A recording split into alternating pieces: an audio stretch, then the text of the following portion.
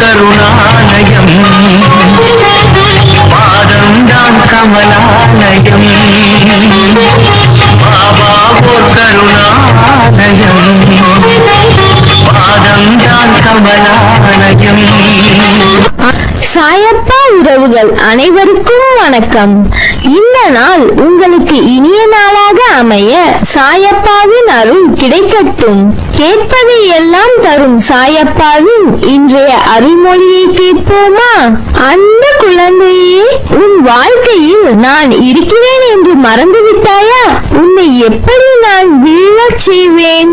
இப்படி நீ நினைக்கும் போது எப்படி உன்னால் உணர முடியும் உன் இதயத்தில் நான் வாழ்கிறேன் என்று? கஷ்டம் யாருக்கு தான் இல்லை, உனக்கு, உன்னை சுற்றி உள்ளவர்களுக்கு, ஏன் உன் சாயப்பாவுக்கும் உண்டு. கஷ்டத்தை மட்டும் யோசித்துக் கொண்டிருந்தால் உனக்கு எப்படி முன்னேற தோன்றும்? நான் இருக்கிறேன், உன்னை என்றும் திசை மாற விட மாட்டேன். நீ என் உயிராய் இருக்கிறாய், எப்போதும் என் பிள்ளையாய் நீ இருப்பாய். உன் வாழ்க்கையில் முன்னேற நிச்சயம் வழி காட்டுவேன். அதில் நீ நிச்சயம் பயணிக்க போகிறாய், வெற்றியும் அடைய போகிறாய். உனக்கு ஒரு கதை சொல்கிறேன், கேள். புல் மூங்கில் கதை உனக்கு தெரியுமா? நான் சொல்கிறேன், கேள். புல்லை நீ மண்ணில் நட்டு வைத்ததும் வளர்ந்துவிடும், ஆனால் அது சிறிதாய் தான் இருக்கும். அதற்கு மேல் அது வளரும் தன்மை உடையதல்ல. இதுவே மூங்கிலை நீ எடுத்துக்கொண்டால் அது வைத்து 5-6 வருடம் வளராமல் அப்படியே இருக்கும். அதுவே மூங்கிலை நீ எடுத்துக்கொண்டால் அது வைத்து 5-6 வருடம் வளராமல் அப்படியே இருக்கும் பார்ப்பதற்கு. ஆனால் அது வேரை அது பக்குவப்படுத்தி அது பலமாக மண்ணில் பிடிப்பான வேரை கொண்டிருக்கும். அதன் பிறகுதான் அது வளர ஆரம்பிக்கும். ஆனால் அது வளர ஆரம்பித்து விட்டால் அதன் உயரம் 10 மடங்கு வளர்ச்சியை கொடுக்கும்.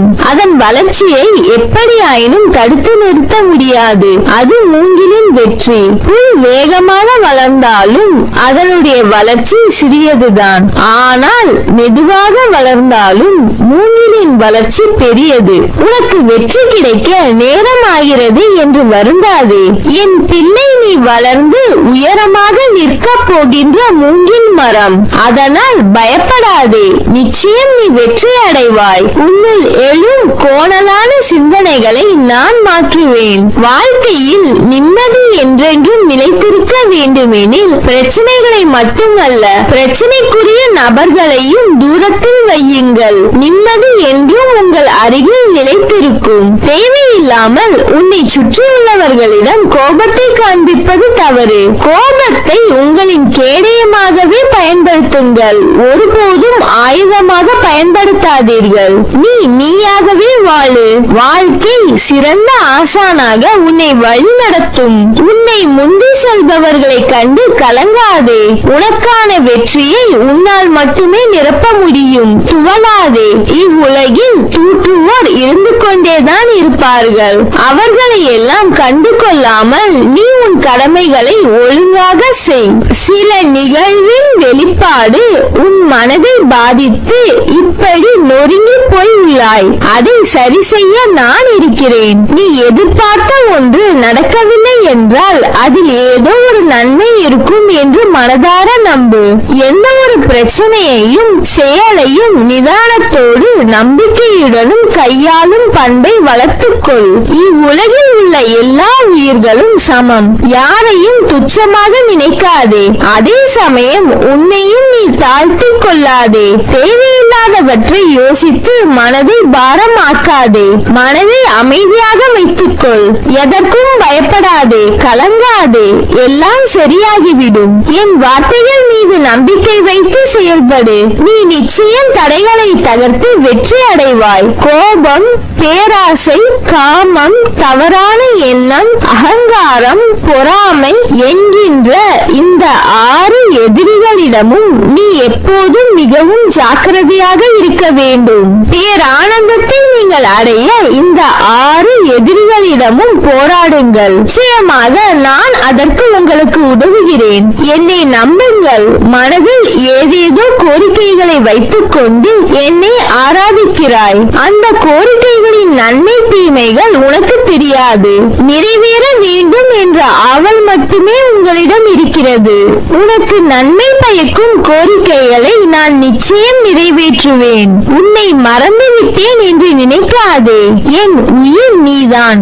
எப்படி மறப்பேன்? விரைவில் அனைத்தும் மாறி இனி உனக்கு நிச்சயம் வெற்றி கிடைக்கும். உன் அம்மாவாக அப்பாவாக என்றும் துணை இருப்பேன். நிச்சயம் நீ நிம்மதி அடைவாய். நீ ஜெயமாக நன்றாக மன நிம்மதியுடன் சந்தோஷமாக உன்னை சேர்ந்தவர்களுடன் வசந்தமாய் வாழ்வாய். உனக்கான சந்தோஷம் உன்னை தேடி வரும். அதுவரை எனது லீலைகளை நீ ஆர்வமோடு அன்பு கலந்த இதயத்தோடும் கேட்கிறாயா? நல்லது. என்னை நாடி வந்தவர்கள் தங்கள் வாழ்வில் வளம் பெற்றதை கேள்வியுற்றாயா? நல்லது. இத்தனை பேருக்கு இவ்வளவு நன்மைகள் செய்த உன் தந்தையாகிய நான் நீ வேண்டுகிற எல்லா வேண்டுதல்களையும் நிறைவேற்றுகிற நான் மிச்சம் உள்ள உன் வேண்டுதல்களையும் நிறைவேற்றி தரமாட்டேனா? இதற்காக என் மீது ஏன் இத்தனை கோபம்? அவ்வளவு இறுக்கமான முகத்தை வைத்துக் கொண்டாயே. ஏன் இந்த குழப்பம், பதற்றம், வீணான கவலை? அனைத்தையும் விடுத்து உன் வேலைகளில் மட்டும் கவனம் செலுத்து. நான் உனக்காக வேலை செய்கிறேன். நீ என்னிடம் வேண்டுகின்ற வேண்டுதல்களை கேட்டேன். நீண்ட காலமாக உன் வாழ்க்கையை சிதைத்து வருகின்ற பிரச்சனைகளில் இருந்து விடுதலை கேட்கிறாய். கவலைப்படாதே, அனைத்திலும் இருந்து உன்னை விடுவிப்பேன். நீண்ட காலமாக நீ அனுபவிக்கும் வேதனைகள் விரைவில் முடிவுக்கு வர உள்ளன. இப்போது உள்ள எல்லா பிரச்சனைகளில் இருந்தும் நீ விரைவில் முழுமையாக விடுதலை அடைய உள்ளாய். இன்னும் சில மாதங்களுக்குள் புதிய மாறுதல் உன் வாழ்க்கையில் நிகழத் தொடங்கும். அதற்கு உன்னை தயார்படுத்திக் கொள். உன்னை விட்டு நான் விலகுவதும் இல்லை, உன்னை விலகி போகும்படி நான் செய்வதும் இல்லை. நீ ஜெயமாக நல்ல ஆரோக்கியத்துடன் எல்லா செல்வ வளங்களையும் பெற்று சீரும் சிறப்புமாய் நல்ல பெயருடன் நிம்மதியான மகிழ்ச்சியான வாழ்க்கையை பெறுவாய்.